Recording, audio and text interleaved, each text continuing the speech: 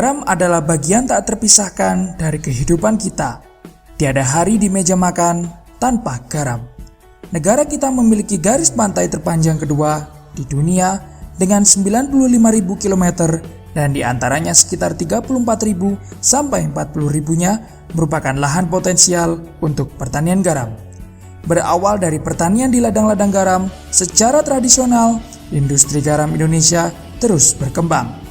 Hingga saat ini menjadi salah satu bidang industri yang memberi penghidupan bagi banyak masyarakat di seluruh Indonesia. PT Garam Persero merupakan satu-satunya badan usaha milik negara yang berusaha di bidang industri dan perdagangan garam yang posisinya cukup strategis ditinjau dari keberadaannya dalam penyediaan salah satu bahan kebutuhan pokok di dalam kehidupan manusia. Dengan memiliki lahan pegaraman sendiri yang seluas 5.340 hektar dalam kondisi iklim normal mampu menghasilkan garam rata-rata sebesar 300.000 ton yang berkontribusi besar 20% terhadap kebutuhan garam konsumsi secara nasional. Sebagai gambaran, garam konsumsi adalah garam yang dapat diolah menjadi garam rumah tangga atau garam meja dan garam diet yang khusus dikonsumsi penderita hipertensi. Adapun garam tidak hanya bisa dijadikan bahan konsumsi, melainkan garam juga bisa masuk dalam hal industri, seperti industri penyamakan kulit, industri pengeboran minyak lepas pantai, dan lain-lain. Sejarah perusahaan garam dimulai dari pemerintahan kolonial Belanda pada tahun 1921 yang dimulai dengan nama Jawatan Regi Garam. Lalu pada tahun 1937 menjadi Jawatan Regi Garam dan Candu. Setelah menjadi pemerintahan Republik Indonesia, pada tahun 1945 berubah nama menjadi Jawatan Regi Garam dan Candu. Pada tahun 1949 berubah menjadi Jawatan Regi Garam. Pada tahun 1952 menjadi Perusahaan Garam dan Soda Negara. Pada tahun 1961 terbagi menjadi Perusahaan Negara Soda dan Perusahaan Negara Garam. Pada tahun berakhirnya zaman monopoli, pada tahun 1981 berubah menjadi Perum Garam. Pada tahun 1991 menjadi PT Garam Persero dan pada tahun 1998 menjadi PT Garam Persero di bawah Kementerian Badan Usaha Milik Negara. Adapun tujuan perusahaan adalah melakukan usaha di bidang industri garam serta optimalisasi pemanfaatan sumber daya yang dimiliki perseroan untuk menghasilkan barang atau jasa yang bermutu tinggi dan berdaya saing yang kuat. Sedangkan visi dari PT Garam adalah menjadi perusahaan garam berkelas global yang fokus kepada peningkatan produksi garam berkualitas untuk terjaminnya ketersediaan garam nasional. Sedangkan misi PT Garam adalah menjadi perusahaan terbaik yang profesional, efisien, produktif, dan memiliki daya saing, memproduksi garam industri konsumsi dan turunannya yang berkualitas untuk memberikan nilai tambah bagi masyarakat, melakukan bisnis pemasaran dan memperkuat jaringan wilayah pemasaran, melakukan pengembangan usaha dengan mengoptimalisasi aset melalui praktek bisnis kemitraan guna mendapatkan nilai tambah. Sedangkan moto perusahaan adalah kerja keras, cerdas, dan ikhlas. Adapun tolak ukur keberhasilan PT Garam Persero adalah profesionalisme dan peningkatan produksi garam berkualitas, terjaminnya ketersediaan stok garam secara nasional, keberpihakan kepada petani garam, pelayanan prima bagi pelanggan, dan kesejahteraan karyawan.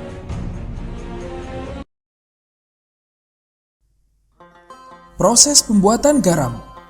Ada beberapa cara pembuatan garam yang telah dilakukan oleh manusia berabad-abad lamanya.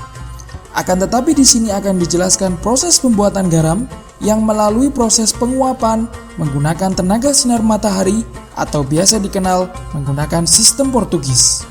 Air laut sebagai bahan baku pembuatan garam dalam keadaan normal di daerah tropis mempunyai konsentrasi rata-rata 3 derajat Baume atau 3 tingkat keasinannya, yang berarti air laut tersebut mengandung garam 3 gram garam tiap liternya.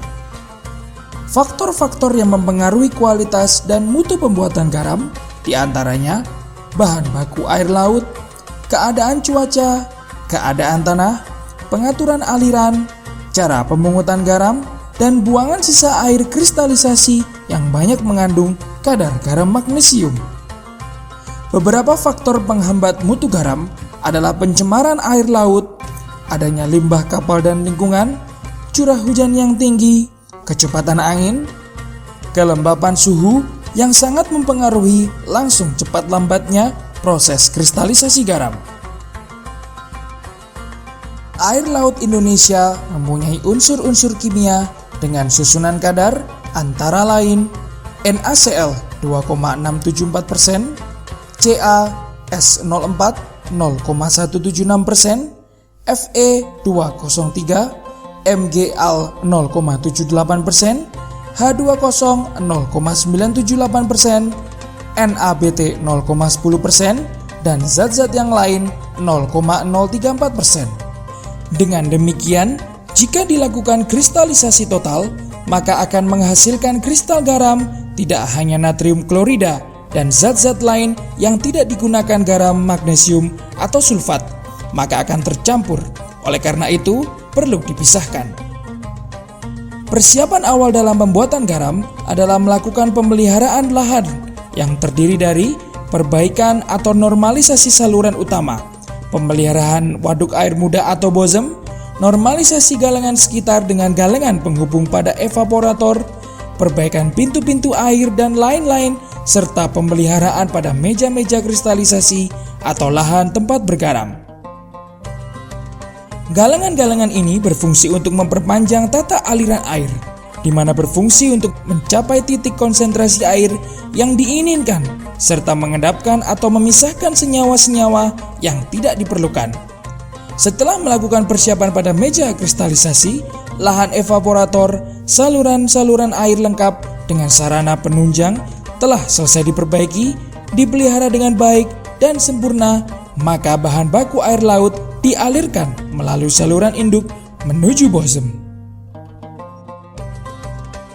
Air yang tersimpan di bozem dengan konsentrasi air dengan 3 derajat Baume selanjutnya dipompa menggunakan pompa besar dan mengalir melalui saluran induk menuju ke bagian awal evaporator. Air laut akan mengalir secara gravitasi menuju 3 bagian evaporator atau biasa disebut peminian secara bertingkat yang mempunyai perbedaan elevasi, yaitu dari peminian awal atau peminian muda dengan elevasi tertinggi mengalir ke peminian tengah, kemudian menuju ke peminian akhir atau peminian air tua. Selama proses penuaan air di peminian dilakukan dan sebelum dialirkan ke meja-meja kristalisasi, maka hal-hal yang perlu disiapkan adalah melakukan pengolahan tanah di meja kristalisasi. Antara lain melakukan proses kesap dan guluk sebanyak 3 kali, yaitu proses kesap guluk pertama, yaitu proses kesap guluk kedua, dan proses kesap guluk ketiga atau kesap guluk penghabisan. Proses kesap adalah proses kesapan tanah di tiap meja kristalisasi menggunakan air laut yang dapat sekaligus menuangkan air. Setiap air yang ada di tiap meja akan ditimbang dengan alat baumeter. Sedangkan proses guluk adalah proses untuk mempersiapkan pondasi pada bagian bawah atau alas meja tanah menjadi benar-benar padat dan terpisah nantinya antara tanah, air, dan garamnya sehingga tidak bercampur menjadi keruh dan kotor. Nah, dengan demikian siaplah sudah bahan baku garam berupa air tua dengan konsentrasi 20 sampai dengan 25 derajat Baumeter. Akan dialirkan ke meja-meja kristalisasi menggunakan pompa air tua dan dijaga ketebalannya setinggi 5 cm di atas permukaan garam yang telah mengendap. Hal ini dilakukan untuk meminimalisasi timbulnya bunga garam di atas air di meja-meja kristalisasi. Selama 30 hari dilakukan pengendapan garam dengan menjadi bottom layer lantai garam yang dilonggarkan atau diaflak permukaannya. Baru kemudian setelah berumur 10 hari dilakukan kegiatan pungut atau panen garam. Sedangkan untuk meja geomembran, proses kristalisasi sangat cepat karena tidak melakukan proses pengolahan tanah. Setelah air tua dialirkan dan dijaga ketebalannya, maka setelah berumur 10 hari, endapan garam di atas geomembran bisa dilakukan proses pungut. Garam yang sudah dipungut di atas meja kristalisasi garam lalu diangkut dan ditiriskan di atas sarana transportasi atau penjemuran. Di penjemuran, kristal garam, bangunan garam harus berbentuk trapesium agar mudah dalam penghitungan berat tonasenya.